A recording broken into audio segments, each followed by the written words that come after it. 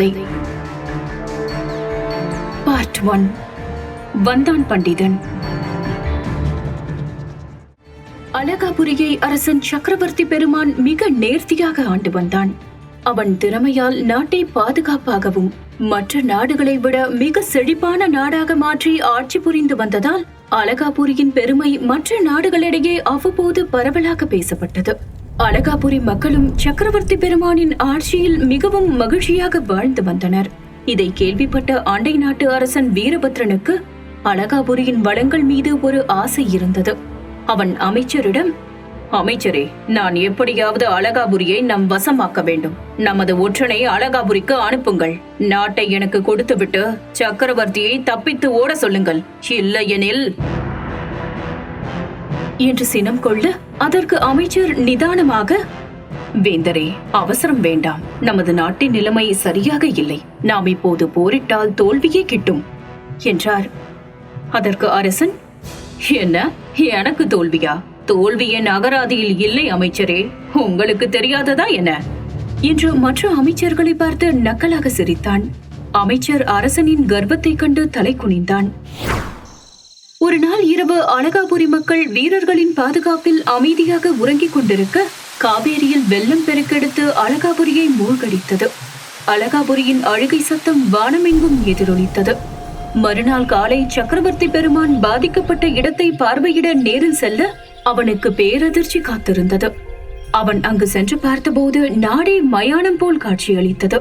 அதை பார்த்த அரசன், இறைவா, என் மக்களுக்கா இந்த நிலை? நான் என்ன பாவம் செய்தேனோ என்றார் கண்ணீர் மல்க. அப்போது அங்கு வந்த அமைச்சர் ஒருவர் தயக்கத்துடன், அரசே, இந்த செய்தியை தங்களிடம் தெரிவிப்பதற்காக வருந்துகிறேன். நமது தானிய கிடங்கு முழுவதும் வெள்ளத்தால் பாழாகிவிட்டது.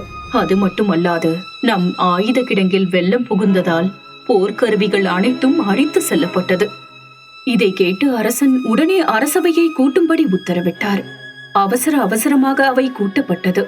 சக்கரவர்த்தி பெருமான் உணவு அமைச்சரிடம், நம்மால் நம்மிடம் இருக்கும் தானியங்களை வைத்து எத்தனை காலங்கள் சமாளிக்க முடியும் என்று கேட்க, உணவு அமைச்சர், என் கணிப்புப்படி 1 மாதம் காலம் மட்டுமே மன்னா என்றார் வருத்தத்துடன். அதை கேட்டு அரசன் சில வினாடி யோசித்துவிட்டு அமைச்சரை பார்த்தார்.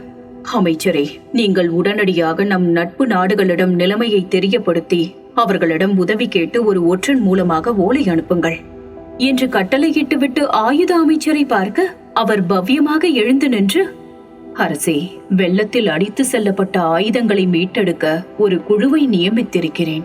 அது மட்டுமல்லாது நமது நாட்டின் பாதுகாப்பிற்காக மேலும் புதிய ஆயுதங்கள் தயாரிக்க உங்களது ஆணை வேண்டும்.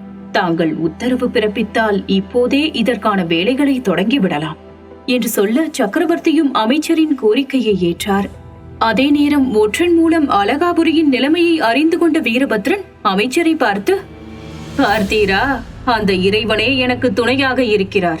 நான் ஆசைப்பட்டால் அது தானாக என்னிடம் வந்து சேர்ந்து விடும் என்று அசுரனை போல சிரிக்க, அரசனின் மகிழ்ச்சியை கண்டு அவையிலிருந்த அமைச்சர்கள் அனைவரும் சிரித்தனர். நட்பு நாடுகளிடம் உதவி கேட்கிறானா தளபதியாரே? அவனுக்கு எப்படி உதவி கிடைக்கும்? நாம் தான் நம் வீரர்களை அனுப்பி அவர்களுக்கு உதவ வருபவர்களை வரும்படியிலேயே கொன்று விடுவோமே, பிறகு எவ்வாறு என்று ஆணவமாக சிரித்தான். பின் வெளியுறவு அமைச்சரிடம், நீங்கள் ஒன்று செய்யுங்கள். நான் சொல்லும்படி அவனுக்கு ஒரு ஓலை எழுதுங்கள். அரசர் சக்கரவர்த்தி அவர்களே, நலமா? வீரபத்ரனான நான் உங்களுக்கு தெரிவிப்பது என்னவெனில், அழகாபுரியை நான் என் வசமாக்க விரும்புகிறேன். நாட்டை தாங்களாகவே என்னிடம் ஒப்படைத்தால் உங்களுக்கு உயிர் பிச்சை கிட்டும். இல்லையெனில் உங்களை கொன்று உங்கள் நாட்டை தரைமட்டமாக்குவேன். உங்கள் மக்களை சிறைப்பிடித்து என் மக்களுக்கு அடிமையாக்குவேன்.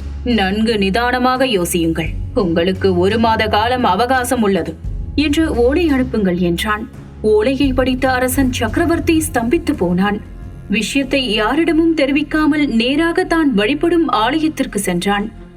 முருகா, எங்கள் மீது ஏன் இந்த கோபம்? நானும் என் நாட்டு மக்களும் என்ன தவறு செய்தோம்? நித்தமும் உன்னையே நினைத்து துதித்து வந்த எங்களுக்கா இப்படி ஒரு சோதனை? வெள்ளத்தால் ஏற்பட்ட பேரழிவிலிருந்து மீண்டு வராத சூழலில் என் மக்களிடம் சென்று எவ்வாறு போர் பற்றிய தகவலை நான் தெரிவிப்பேன்? ஒரு மன்னனாக என் மக்களை காப்பாற்ற தவறிவிட்டேன். இனியும் நான் உயிரோடு இருந்து என்ன பயன்? அன்று வாழ்நாளில் முதலாக அரசன் மண்டியிட்டு அழுதான். அப்போது திடீரென சங்கு முழங்கும் சத்தம் கேட்க அரண்மனையின் கதவுகள் திறக்கப்பட்டது. வாயிலில் கம்பீரமாக ஒரு இளைஞன் நின்று கொண்டிருந்தான். அவன் நெற்றி முழுவதும் திருநீர் பூசப்பட்டிருந்தது. அவன் கண்களை மூடியபடி தனது 2 கரங்களையும் மேலே உயர்த்தி, அருவமும் உருவாகி அனாதியாய் பலவாய் ஒன்றாய் பிரம்மமாய் நின்று சோதி பிழம்பதோர் மேனியாக கருணை கூர் முகங்களாரும் கரங்கள் 12 கொண்டே ஒரு தின முருகன் வந்தான் குதித்தனன் உலகமுய்ய கந்தனே போற்றி போற்றி என்று சொல்லி தன் கண்களை திறந்து, அடியேன் பண்டிதனின் முதல் வணக்கம் என்று கம்பீரமான குரலில் மொழிந்தான்.